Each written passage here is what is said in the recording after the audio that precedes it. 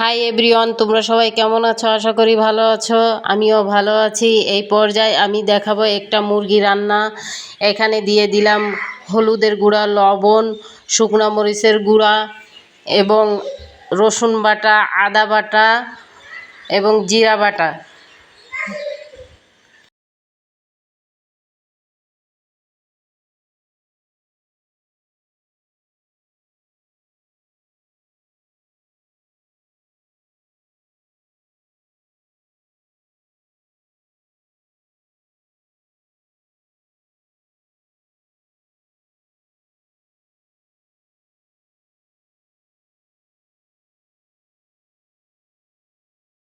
এটাকে মাখিয়ে রেখে এবং অপর পাশে একটি প্যান বসিয়ে দিয়েছি। প্যানের ভিতরে তেল, দারচিনি, এলাচ, ছোটো এলাচ, বড় এলাচ এবং লং দিয়ে গরম করে নিয়েছি। এই পর্যায়ে আমি মেখে রাখা মাংসটা দিয়ে দিব। এটা কক মুরগি বন্ধুরা, খুব শক্ত, এর জন্য এটা তেলও অনেক হয়, এর জন্য আর এখানে আমি বেশি তেল দিইনি, কারণ এটা থেকে অনেক তেল বেরোবে।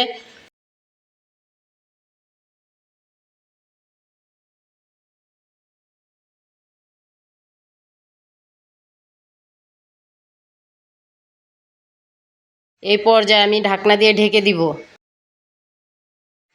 এবার আমি দেখি মুরগিটার কি অবস্থা। এই পর্যায়ে দিয়ে দিব কেটে রাখা কিছু আলু।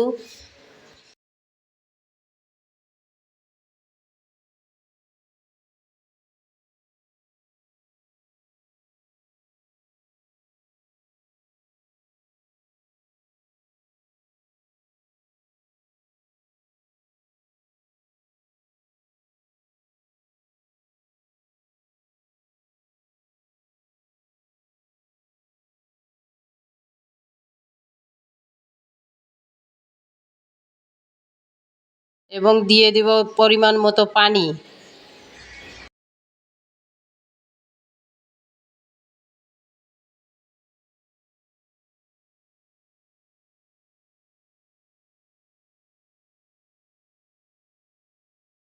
এবার এটাকে ঢাকনা দিয়ে ঢেকে রান্না করব 10 মিনিট।